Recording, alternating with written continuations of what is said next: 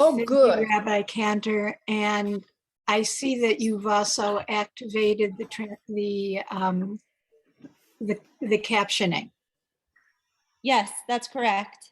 So any of you who enjoy having the captioning and would like to have the benefit of it as much as it mangles people's names and foreign words,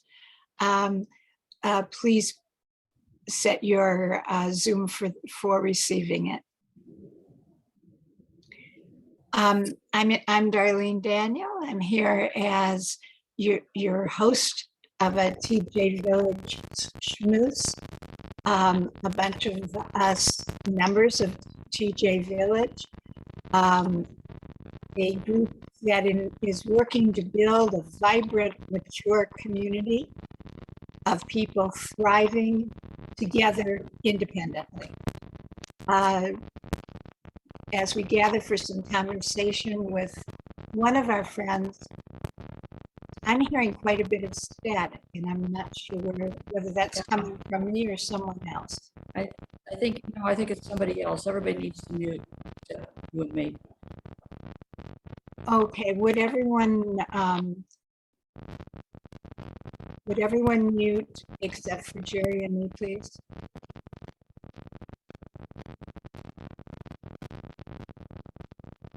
I think it's coming from B radio. I'm sorry? I think it's coming from B radio. I'm not sure. Oh, that stopped it. It was. Very good.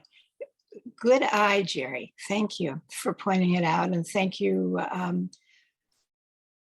Not sure who that person is. In any case. Oh, I know who it is. Never mind. It's Barry Gilfix. It's my college roommate. Ah, how lovely. So we've got. So welcome all, and Geri has some friends who are joining us today, and take it away, Geri. So Barry is in Newton, Massachusetts. Judy Goldberg is a college friend of mine from Brandeis. All of us went to Brandeis, and she is in Wayland, Massachusetts, sort of, and anyway, Boston area.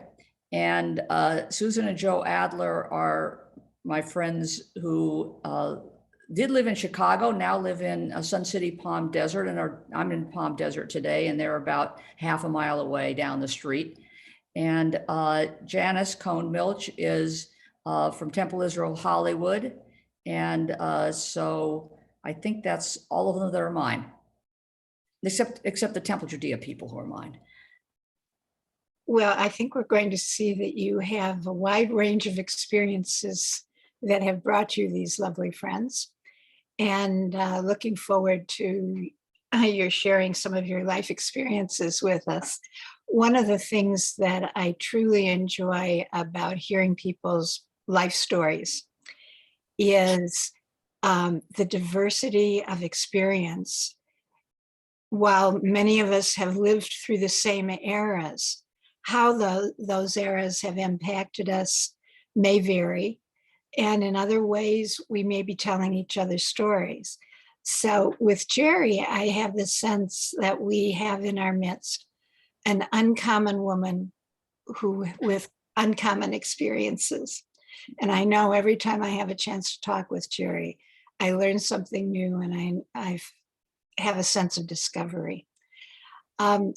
So one of the areas that particularly interested me in your story, Geri, is learning that you were in charge of women's intramurals at University of California, Santa Barbara during the Vietnam era.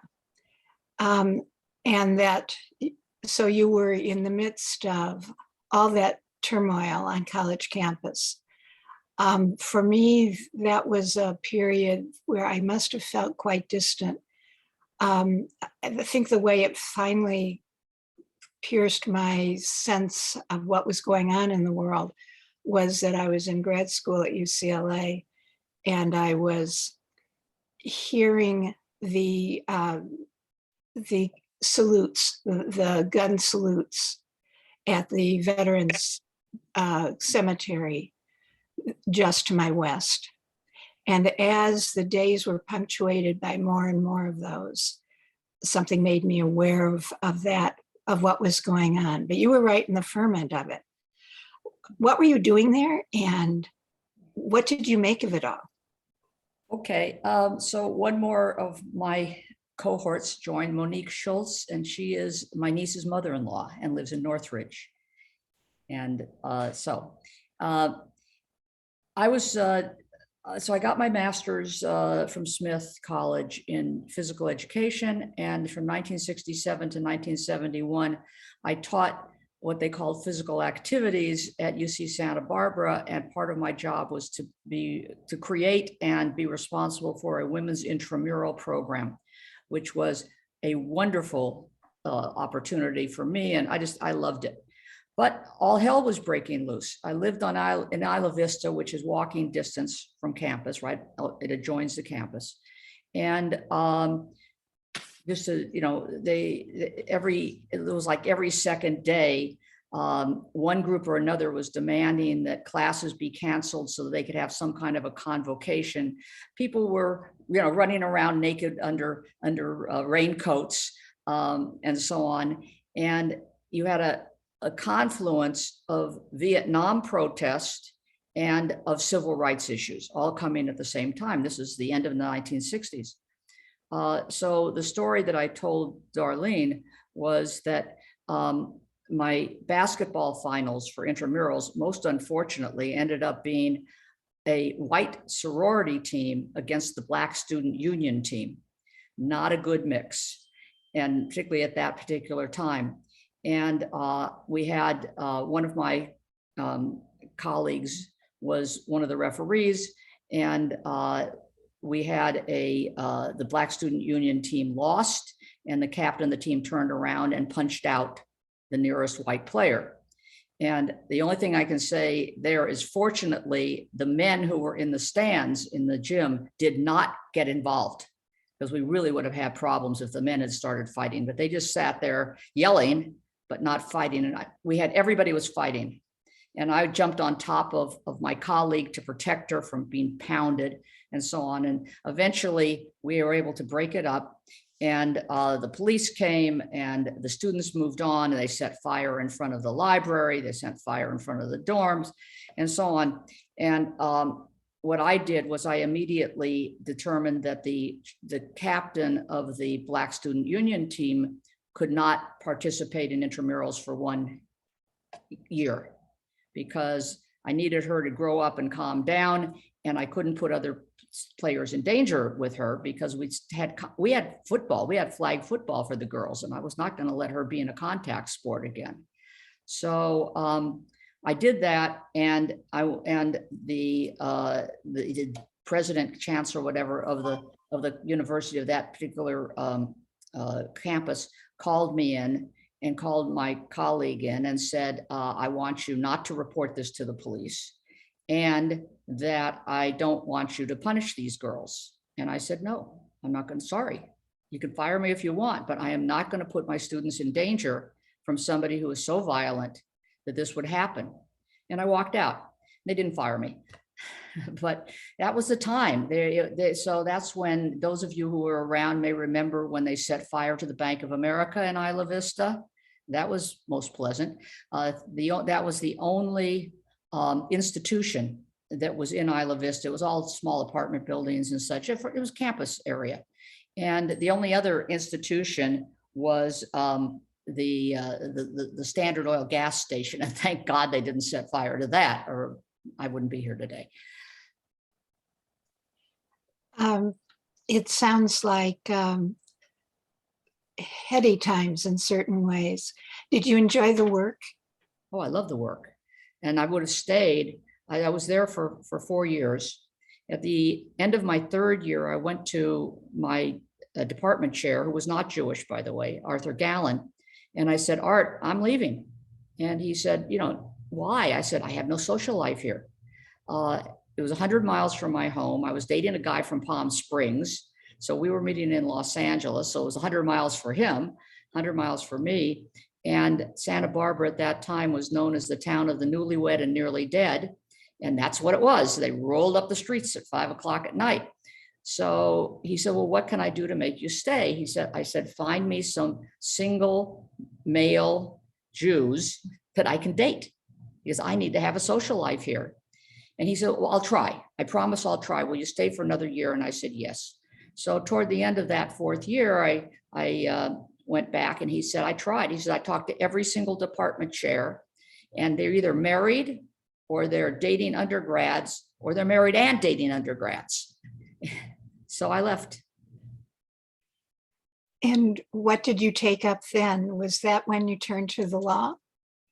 No, not immediately. So I came home, and there were no jobs because physical education everything had become relevant in the universities at that time. Those of you who were in the universities or involved will remember that all of a sudden anything that wasn't, quote, relevant wasn't going to be taught anymore. And physical education, which was a whole half-unit course, was not relevant. So they weren't hiring people. So I went to work as a substitute teacher in Los Angeles Unified School District. After a very short time, I would not do that anymore, because all I was doing was breaking up fights between Hispanic girls and Black girls and white girls. Again, this is 1972, 1971. This is in Venice, so you know the area. It's not a bad area, Mar Vista, but nonetheless. And I also substituted in Beverly Hills Unified School District, where I'd gone to school. So when I was at the high school, or I was at Hawthorne Elementary School, the kids couldn't figure out how I knew what they were going to do before they did it. But that was because I had done it before they did it. So I knew where to go to smoke, and I knew all the tricks. But I didn't enjoy that. So I started working as a insurance secretary for my ophthalmologist. And I took a class in travel agency because I was interested in being a travel agent. And that's what I did. And I got a job as a travel agent. And I thought, this is great. You get all sorts of travel benefits, but the pay is terrible. So I can get a job with better pay, and I can afford to travel. So at that point, my father said, why don't you go to law school? And my father had never gone to college because colleges had been closed in the prior pandemic and in the Spanish flu. My brother was a lawyer, and I had never thought about being a lawyer. So I said, well, he said, well, I'll pay for the LSAT if you'll take it. And I said, okay. And I took it. And so I started law school, but I was 26 years old, 28 years old, something like that. And I didn't want to depend on my parents for things. So I continued to work during the day, and I went to Loyola Law School at night downtown, pleasant drive and in traffic. I lived at home. When I couldn't afford not to live at home, I'd save up my money, and then I'd move out, take a 6-month lease on a furnished apartment in Brentwood. And then at the end of the 6 months, I'd move back home because I couldn't afford that. I'd eat off my parents, but I wouldn't take money off my parents. So that's when I went to law school. I did that for 3.5 years, working during the day and going to school at night. Did the law call to you in any way? That's a good question. I haven't really thought about it. Law school did not. Law school, Janice is laughing. Law school is, particularly when you're going at night, and particularly when you're older, and still Vietnam was going on, it was winding down then, and it about ended. And you had a lot of people there who were there because they didn't want to get drafted, because they didn't know what else they wanted to do, and so on. And I was older. And that's one of the things about going at night, is you're with older students who are there because they want to get their ticket. And I wanted to get my ticket. I love the law, but I did not like law school. So you told me a story about being in Israel before you passed the bar. And it's a wonderful kind of connection of things, in as much as you did it as a travel agent, you were studying law in Israel, and so you were preparing for the law, and this was what, your second trip to Israel? Yeah. My first trip, I went in 1972 with a group from Rutgers University. Again, I was a little older than most of the kids, but I had not wanted to go to Israel before then. I just wasn't ready. And then this was now 1976. And as a night student, I had to go during the summers because I had to get enough units. And the way it's a 4-year course when you're a night student, 3 years if you're a day student. And I would take an extra credit, 1 or 2 credits every semester so that I could finish earlier. And then going to Israel, I did it with Temple University law program for the summer, but I was travel agent. So I could go around the world on a ticket that only cost me 10%. And I did. I went from here to Japan. I'm going to just say one joke because it caused it. One of the women in Japan on my trip, it was a travel agent's or familiarization trip.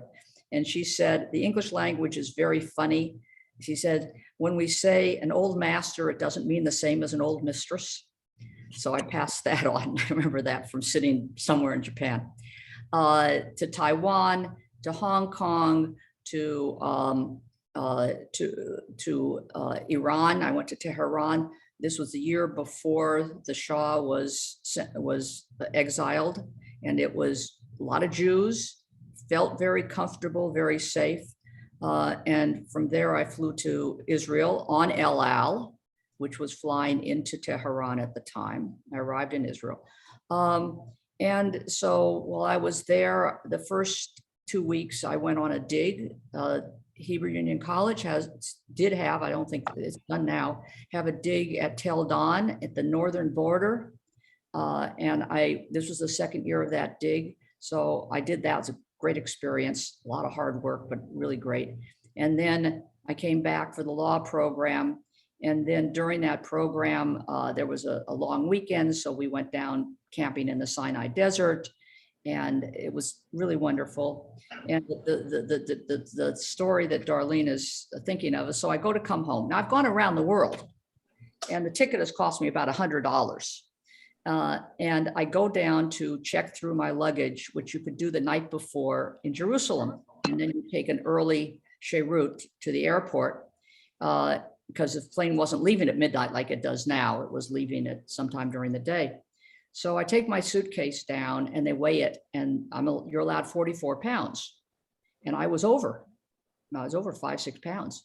And the woman says to me, well, take something out. And I said, wait a minute, I'm not leaving anything here. I'm going to take it all with me. That doesn't do any good. So she said, well, what are you going to do? I said, well, look, I'm a travel agent traveling on pass on a 10% ticket. Rewrite the ticket, because if you rewrite the ticket, I only have to pay 10% of the overage. I'll go first class from here. I'll take that one leg from here to New York first class. And she looks at the ticket, which is this thick. This was those days when each one had a separate piece of paper. And she looks at it and she says, I'm not going to rewrite this ticket. You've got to be able to take something out. So I opened the suitcase, and I had bought a silk shirt for my father. Now, you know how much in Hong Kong, Chinese silk, you know how much a silk shirt weighs? It's 1/4 ounce. I said, yeah, I can handle this. So I took it out. I put it in my flight bag, and she says, oh, okay, go. So she just let me go through. And I see that probably Judy Kaplan has joined. That's another friend of mine. So it could be Michael on there, but it says Michael. But anyway, and friends are always welcome to correct me or add stuff. That was my trip to Israel. I came back. The next day, I started my last semester of law school, and I took the bar that February. Before I left for Israel, Shlomo Bardeen had passed away, and Dennis Prager took over what was still known as Brandeis Camp Institute. And I had wanted to participate in their program, their House of the Book program, which at that time, we didn't have speakers all over Los Angeles like we do now. And they were only for couples. In order to be a member of the House of the Book, you had to go to a weekend retreat. And the weekend retreats were limited to couples, which made no sense to me. So before I left, I wrote a letter to Dennis, and I said, this is before he went crazy, which he is now. I said, you're single, you understand. Why don't you do something for the singles? This is such a great program. And when I got back, there was a letter waiting for me. He says, that's exactly what we're going to do. And the first weekend is going to be the third weekend in February. Well, the bar was the next week. And I said, oh my God, I'm not going to go away for a retreat the weekend before the bar exam. So, but I had made a fuss, so I felt I had to go, and I did. And, any of you all of you know that at some point you need to stop studying and just let things settle, and you're fresh when you go to actually take the exam. So I did that, and I was fresh with one minor problem, and that was because there was a lot of Israeli dancing, and I was so tense, I ended up with Charlie horses in both legs. And the bar exam was at the convention center. And so I had to walk from where I was parked to the convention center, and then for 2.5-day exam, I had to walk to the bathroom. And so thank God my table wasn't too far away, but I was walking like this. But I passed. Of course you did. On the first try, right? Yeah. Not that easy as I remember the times. I remember a lot of people taking the bar more than once. In It's fact, not easy. more than twice. Yes. So did you get a job in law then? Yeah. So I wanted to do litigation, civil litigation. And this is 1977. Yeah, this is 1976, 77, whatever. And I was living in the West Side, and I wanted to stay in the West Side. So I sent a letter. I went through the law listing of firms, and I sent a letter to 50 different firms, each asking, here's my resume, here's da. I heard back from 2. I mean, the other 48 didn't even have the courtesy to say, send me a letter and say, sorry, we have no openings. So I heard back from 2. I interviewed at one that I never heard from again. And the other one offered me a job on the spot. And they were doing representing banks and savings and loans. And I didn't want to do that. So I met with the named senior partner, Bob Franzel, who I ended up absolutely adoring. And he was going to hire me on the spot. And he was just about to run out the door to fly to Israel because he was involved. He was a maher in the fundraising for Federation and so on and so forth. But I said, but wait a second, I don't want to do this. I want to do civil litigation. He says, okay, I'll make a deal with you. 50% of the time you'll work under Stan Kesselman, who's doing the banks and savings and loans, and 50% of the time you can work in the other half of our practice, which was regular litigation, civil litigation. I said, great. And so I went to there as a law clerk, and then I became an attorney when I passed the bar, and eventually I became the managing partner. But I found of my first job that I was working on for them, the first big job was, it was a civil tort case, personal injury. And I said, I don't like this. I'm not interested in whether the light was green or the light was red. It was not that kind of case. Somebody was on top of one of those, when you drive down to Long Beach, you see on your right those big things that where in the oil, where they break down the oil, okay? And he was working for somebody. He was on top of there, and something fell on him. And so I got to climb up to the top of one of those. It was really cool. They're about 8 stories high. But that really didn't interest me, and I love the commercial work. So that's where I went. And then in 1979, 78 was when the law passed. In 1979 became effective. There was a new bankruptcy law.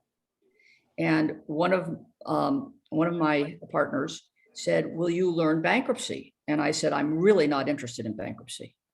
I said, Erwin Buckhalter, who was Buckhalter, Niemer, Fields, et cetera, was a past president of Temple Israel, a friend of my parents, lived in the same condominium building that my parents lived in, and had offered me a job at Buckhalter, and I had turned him down. So I said, I'm not really. He said, look, I'll make a deal with you because we're getting swamped. Try it for 6 months. If you don't like it after 6 months, you don't have to do it anymore. And I said, okay. I loved it. And here I am. What did you love about it? Bankruptcy is an area that's somewhat narrow and deep in that you've got there, it hits all sorts of other things.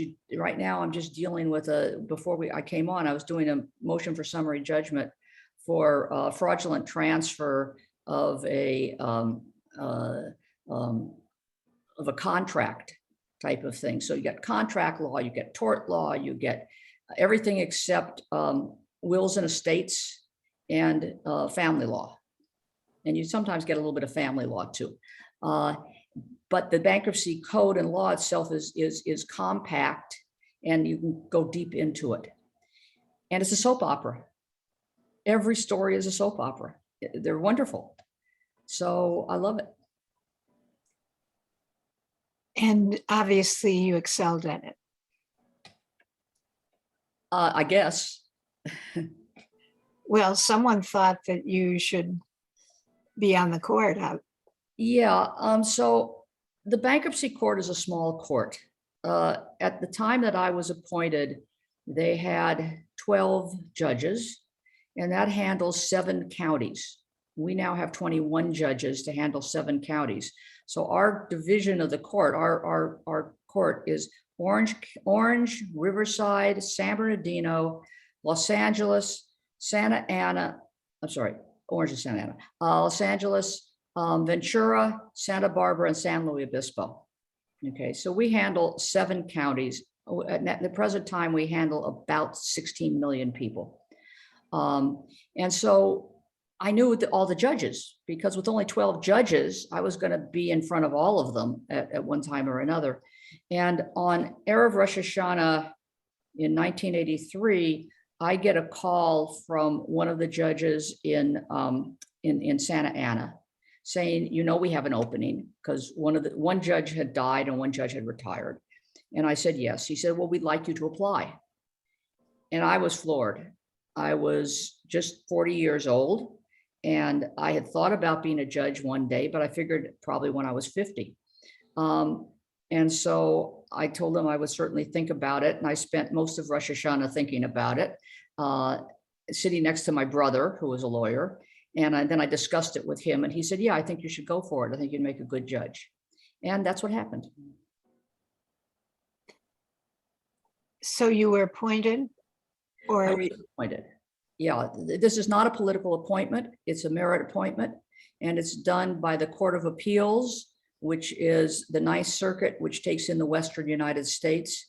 And they don't know what my politics are. They never ask. I never told them.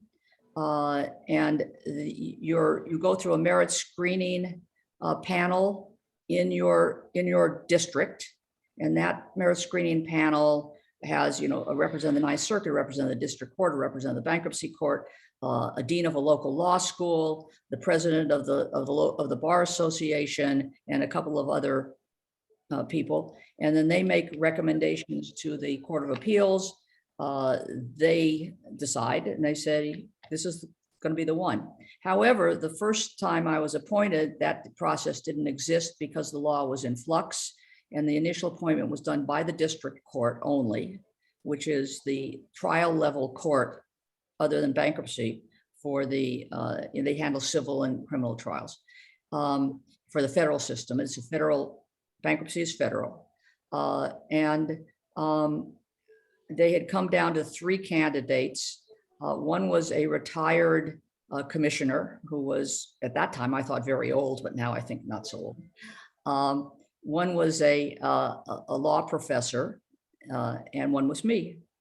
And they chose me. Well, we had to go, I didn't tell Darlene the story. I had to go in front of the entire district court. Now, I did not practice in front of the district court. I walked into a room with 15 judges having their lunch, of which I knew 2.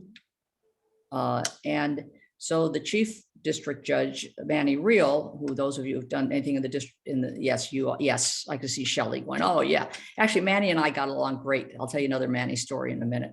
But he conducted the meeting, and one of the older judges was asking me questions about what did I think of the bankruptcy law, which has nothing to do with anything.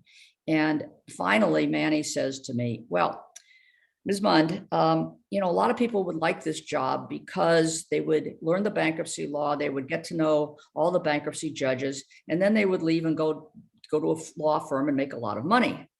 Can you guarantee that if we appoint you, that you will not do that? And my response was, Judge Reel, I already know the bankruptcy law. I already know all the bankruptcy judges, and I'm already at a very fine firm where I'm a partner and I'm making a lot of money. So I can't guarantee you anything. I will try it for a couple of years. If I like it, I'll stay. And if I don't, I'll leave. And I'm still there. So I guess I liked it. The other Manny Reel story is that he called me, and I was a brand new judge. And he called me into his chambers and he starts asking me, why is it that the bankruptcy judges are afraid of me? And I said, because you're a bastard. And he said, well, why aren't you afraid? I said, I like bastards. And he and I got along great after that, because he was a bully, and you stand up to a bully and it works sometimes. Now, my suspicion, if I'm remembering that era, is that there were very few women in your branch of the law. I was the first woman appointed to the Central District of California as a bankruptcy judge.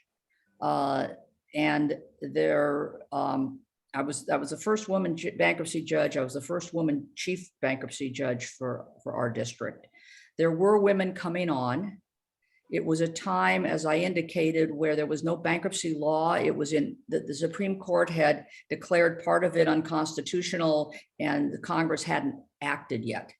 So what was happening was that district courts were bringing in more women because a lot of the men who eventually wanted to be judges didn't apply because they didn't know what it meant. They didn't know whether they would be appointed for a week or a month or 6 months or a year.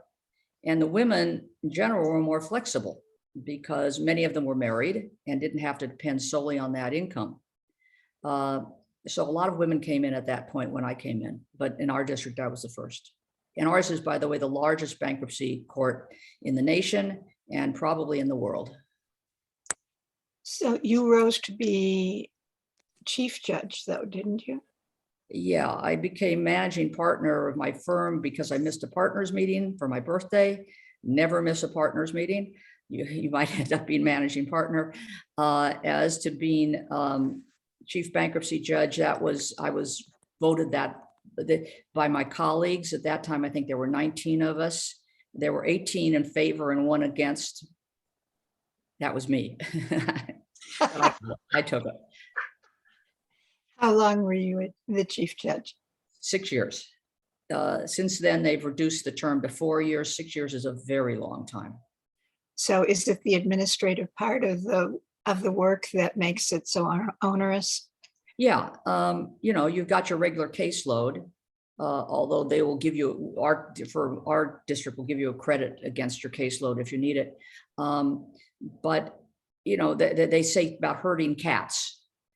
You've got all the responsibility and none of the power, because every single judge is appointed to their own. It's a 14-year term, renewable. Every judge has their own 14-year term, and you can't do anything about it. So you can't take away your salary. You can't do anything. So it's administrative, and it's hard work. Now, I think you Google out as being a recalled judge, and being a former, at one stage in my life, social studies teacher, to recall someone, for me, is part of direct democracy, where you remove someone. Yeah. But that's not the case for you, is it? No, one of my dogs is having a dream. I just woke her up. Anyway, no, not at all. So bankruptcy judges are appointed under Article 1 of the Constitution. Article 1, Section 8 requires Congress to have uniform, or doesn't require, it authorizes Congress to have uniform laws of bankruptcy, which means that the law of bankruptcy is the same here and in New York and in Wyoming and every place else. There's not always been a bankruptcy law in effect, but the current bankruptcy law status, I mean, it started in 1898 and then it's been changed many times since, but it's since 1898, there's been a continual bankruptcy law. District judges, Court of Appeals judges, and Supreme Court judges, including the newest one who was confirmed today, by the way, those of you who didn't see that, they are appointed for life or good behavior. We're not, we're appointed for term. So the term, as I said, is 14 years, but it's renewable. You can, and when Article 3 judges can retire, but they can also take what they call senior status because they have a lifetime appointment, and they can make a sort of a deal with their court and saying, I'm going to take senior status. I'm going to, therefore, I'll decide whether I want to take criminal cases or civil cases or what I want to do. And they work it out within the court, but they can't be retired.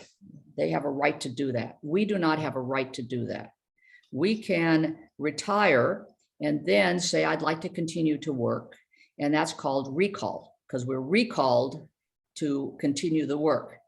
That I get no pay because I retire on full salary plus cost of living. And therefore, the fact that I am working at this point is because I enjoy it. My gift to the government. So how many years have you been doing this, Geri? As a judge or a recall? Yes, as a judge. Since 1984. So that's 39 years in February 9th, 1984 to February 9th, 2022. That'll be 38 years, I guess. And you see individuals and businesses that are in extreme stress, I would guess. Many, not all. Representative. Not all. People, particularly businesses, use bankruptcy to reorganize. They don't necessarily need to be in extreme stress. And individuals too. They have to have a reason. They have to be in good faith that they filed. But anyway, I just wouldn't say extreme. Some are. Some definitely are. A lot of them, the individuals, a lot of them have medical bills. That's, some is on their credit cards, but a lot of them have medical bills, and that's why they file, because they can't get rid of them. Have you noticed any changes or trends over the years? Well,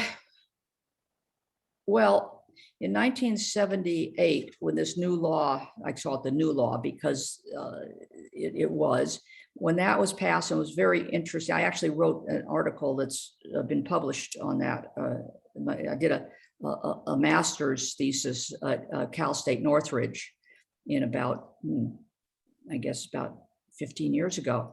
And my thesis has been published.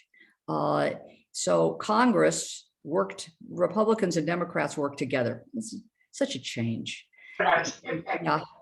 And what they did was they passed a law that was very consumer friendly and put in a strong, what they call Chapter 13, which is an individual reorganization chapter where you get to keep everything.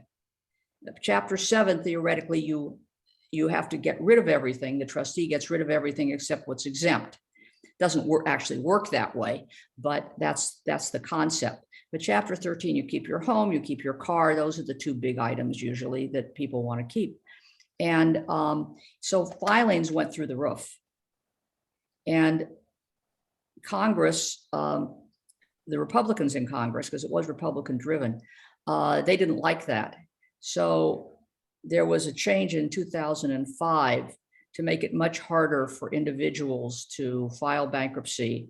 It made it, it used to be 8 years, it used to be 6 years, I think, before you could get a new discharge. Now it's 8 years. You didn't used to have to do financial disclosure statements showing how much you make, and you have limits on how much you make in order to qualify for different chapters. And they tightened up a really lot. So we got a huge filing just before that. But it's crept back up, basically. It's the main thing it did is it was full employment for bankruptcy lawyers, because it became so complex that it was hard for an individual to do it anymore. And so they had to pay a bankruptcy lawyer to do it for them. This feels like a good place to pause and invite others to unmute and join the conversation. If you have things you would like to share about Geri, or things you'd like to ask her, or experiences from your own life that relate to what she's been talking about, it would be lovely to hear from you. So I'm looking for either, for those people who aren't on camera, a mechanical hand, a yellow hand on the screen, or for anyone who would like to join in to either speak up or raise your hand, and we'll call on you. Yes, Janice, I heard the click. No, I was. Oh, you just hit the wrong thing, right? Okay. Anyone have a question or thought? Judy? Oh, So I have a quick question, Geri. Yeah. You went back to school. Several times. Oh, okay. So what was the last several times after law school? Yeah, well, I got my bachelor's from Brandeis in history. I got my master's immediately thereafter from Smith in physical education. Then I taught, then I went to law school. Then I got my JD. And then I think it was around 1990, I was the chief bankruptcy judge, and I had a crazy colleague, and I do mean certifiable. And I would wake up in the middle of the night with my, going like this, saying, what am I going to do with the problem she's going to deal with tomorrow? And so I decided if I was going to wake up in the middle of the night, that I should do something useful. And also that I needed to be in a situation where I was just me. So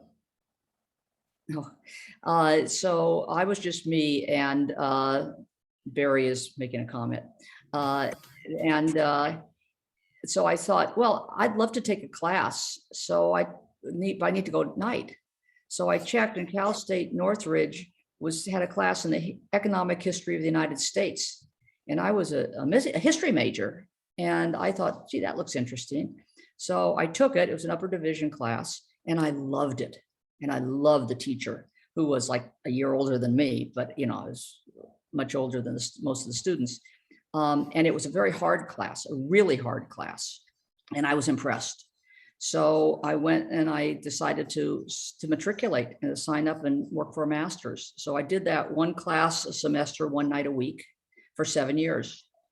And I got my master's in US history from Cal State Northridge. Marty? Yes, a couple of questions, Geri. First, you apparently were in sports when you were young. And what sports were they? And tell us a little about that. Plus, the second question, you must have some very humorous stories about some of the cases that appeared before you. If you could just tell us one. Okay, so at Brandeis, they had no physical education, major, minor, or anything else. They had some varsity teams, and they have intramurals.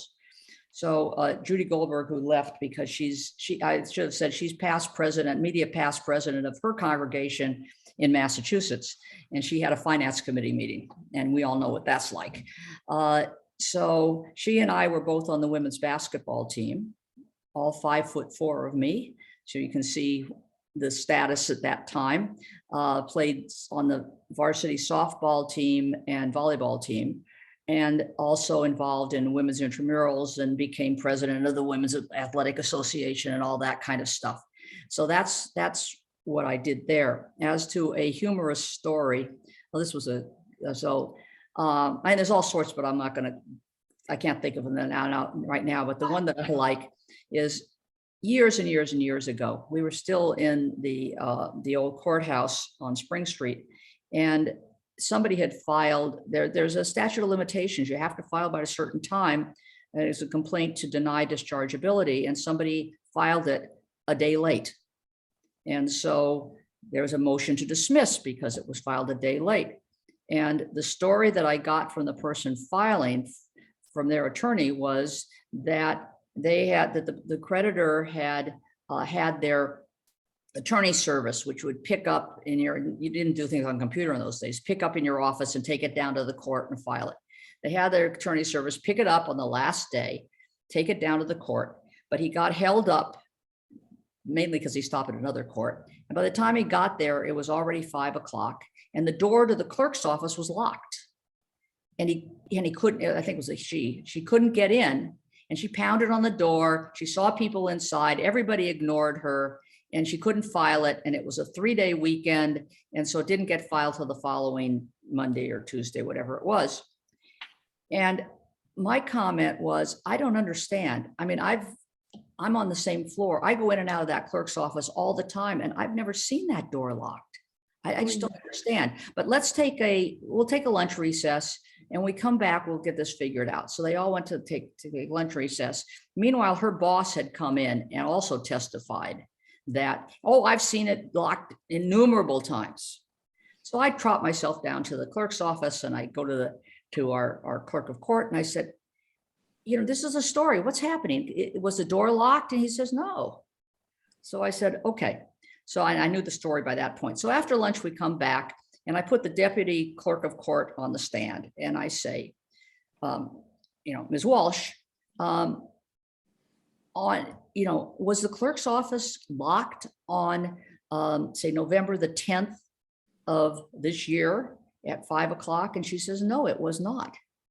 And so I said, does anybody have any questions? So counsel, one of the things a lawyer always learns is never ask a question you don't know the answer to. Ask the question that he didn't know the answer to. And that is, Ms. Walsh, how can you sitting here now on December the 20th know that on November the 10th, it was not locked? And she says, because there's no lock on the door. Oh, that's a classic. Carol, I saw your hand go up between Judy and Marty's questions. My questions, because the basketball question has now been answered, what you were involved in at Brandeis. You at some point in time obviously became interested in the runnings of temples. And I know you're a past president of Temple Israel, and I know that you belong to Temple Judea and are very active with us, hence the fact that you're here. What drew you to that? Okay, well, I was born into Temple Israel. My parents were members from well before the time I was born, and they were very active. And it was actually, I don't know how with you kids, how when you were growing up, but my mother was not interested in PTA. We lived in Beverly Hills, okay, 510 North Alta Drive. She did not like the women who were in the PTA at Hawthorne Elementary School. My father was working long hours. And so the social life of my parents was around the temple, because that's where they were involved. My father was president of the temple in 1952 when I was 9. My mother was president of the sisterhood, and my brother was president of the youth group. So it was natural that dinner table conversation dealt with the temple. Rabbi Nussbaum, known as the Pope in our house, and my friends, if they ever talked about it, was because they knew their families through the temple. So it was natural for me to make my social life through a temple. And that happened to be the one that it was, it was my local congregation also. So, and Temple Judea, I joined some 12 or 13 years ago because you're my neighborhood shul. And so I was coming down to things, and I felt if I'm going to come to things, I have to be a member. And I love Don. I thought he was great. And Allison's my cousin. So I felt, well, I should, but only recently have I really been involved in Temple Judea. And I think some of that has to do because of Zoom, because it's so easy now. I remember meeting you on a women's retreat out in Oxnard at Mandalay Bay or whatever. Right. And I thought you were so interesting and fascinating. And then I got summoned to your court as a witness, and I wouldn't go because I wasn't going to get anything. The woman had zero assets. And why should I, she had a bunch of horses. And why should I give up 6 hours a day of my working day where I could make some money versus going there? I know that case. I know that case very well. Very sad situation. Yes, it was. And I guess I learned that I was the biggest creditor, but I still wasn't going to make anything off of it. So, it was what it was. And you handled me in it very well.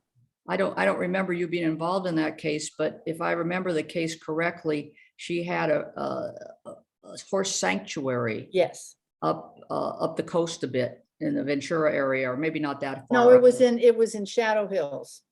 Okay. And the problem was that she wouldn't put down sick horses. And it cost a fortune because feeding all of these horses, and a vet would come in and he'd say, this horse needs to be put down, and she wouldn't do it. And eventually we had to close that, and the horses were sent to another sanctuary up in Northern California. Some were put down because they were too sick. They were much too sick, but it was such a sad case. Oh, it was terribly sad. I remember that well. And I used to run into her partner in the dog park. Well, Carol mentioned 2 synagogues that you're affiliated with, and having the pleasure of sitting on steering committee for TJVillage, I hear you so often saying, Valley Beth Shalom is doing this, and this other synagogue is doing that. So how many synagogues do you currently belong to, Geri? Okay, one less than I used to a year ago because it disbanded, and that was Macomb, LA, which was Donnie Mossing's group, which I still mourn the passing of. But Donnie, at age 70, I think, decided to retire. And so that took care of that. So Temple Judea, Temple Israel, Valley Beth Shalom, I'm an affiliate member of. And by the way, I just got a notice they just selected their new senior rabbi. So if anybody's interested, he's the now former rabbi at Adat Shalom, which is a small conservative congregation in Westwood. So it was Macomb, LA, and down here in the desert, we have our Sun City Jewish Services, which I pay my dues. And if I'm here they only do services every other Friday night. So if I'm here, I go there. And Addis Joseph of St. Joseph, Missouri, which since Zoom time, I can actually be part of. And that's where my parents grew up. Both of my parents were born in St. Joseph, Missouri. Both were confirmed at Addis Joseph. And my father's parents are buried in their cemetery. So I'm actually I'm affiliate member, but I'm a participating member, and I go to their services on Zoom. And they're a very small congregation. They're a historic congregation that is very sadly, they're about to sell their building, and they don't know that they'll be able to survive. Too few people, too few Jews in St. Joseph, Missouri. Barry wanted to know my favorite court story. I just told him that is my favorite court story, is about the no lock on the door. Sorry. But there has to be a why why do you belong to so many temples? But she Um, can. Yeah, because I can. Addis Joseph, I used to send money just because I felt that, I mean, they say Kaddish for my grandparents and my great uncle every year, so I would send some money. But once I was able to go online, and just before the pandemic, I was actually in St. Joe.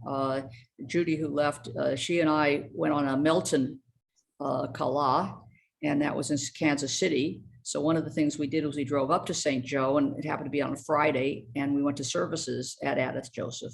So I got to meet some of the people, and that's when I decided to send them a little more money and become an affiliate member and actually participate once in a while. It's a lovely, lovely group of people, but very small. VBS, because I think Eddie Feinstein's wonderful, and therefore, if I go to their College of Jewish Studies or whatever they call it, so I feel I should pay something. So I called the executive director 5-6 years ago and said, I'm going to send you X dollars. You can take it as a donation, or you can make me an affiliate member. It's up to you. He said, we'll make you an affiliate member. I said, great. I'll never come to your congregational meeting. I'll never vote to your congregational meeting. I didn't say I wouldn't come. And I'll never go to high holiday services because I don't like conservative. I'm reform.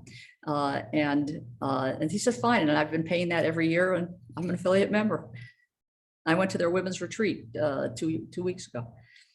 You've also told me that the synagogue as an institution is very meaningful to you. Yeah. So when I was involved in Federation, I was on the board of Federation years ago, and I was chair at one time of synagogue funding subcommittee of the Council on Jewish Life. And synagogues, without strong synagogues, I don't think there's much chance in the United States of a Jewish future, no matter whether it's Reform, Conservative, Orthodox, Reconstructionist, whatever it is.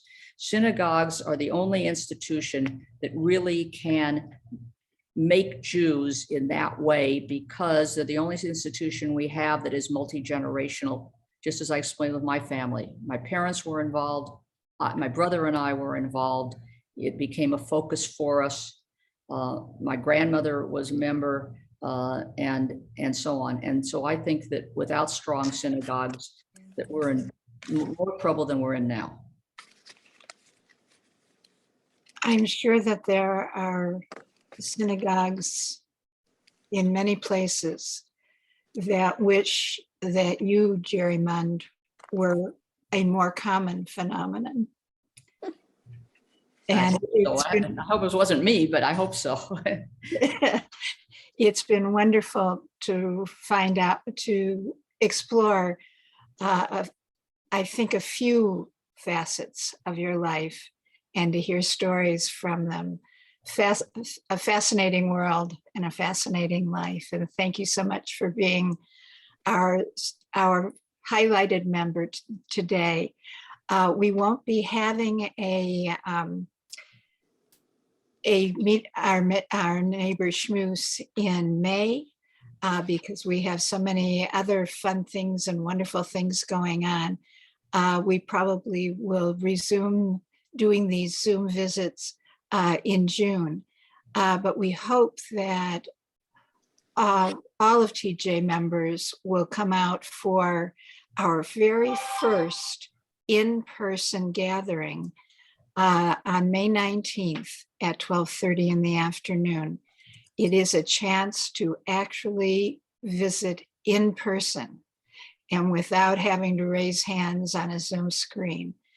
And I think many of us are really craving that experience.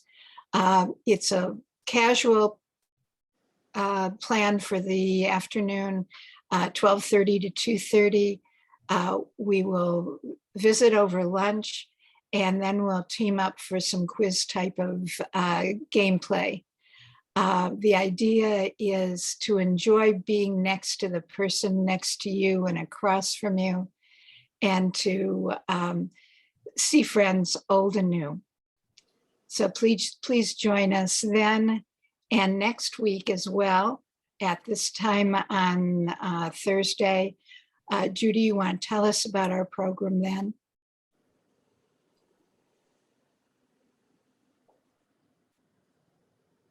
So I hope all of you know Jennifer Lutsky. If you don't, she's a delightful woman, quite dedicated to everything that she does.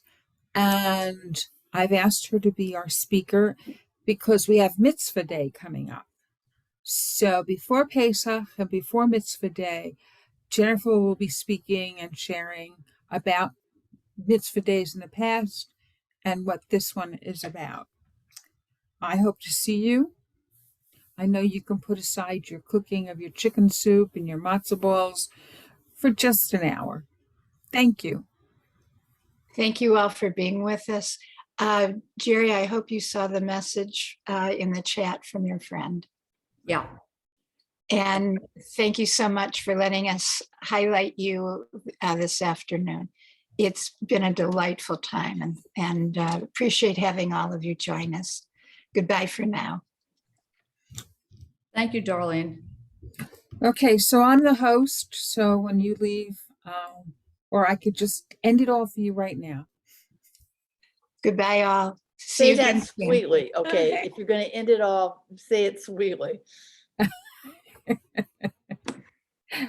Would you like to be finished, all of you, and not have to push buttons? Or did anybody want to stay on to speak to anybody? No, I'm good. Okay. Take care. All right, bye-bye. Bye-bye. Bye.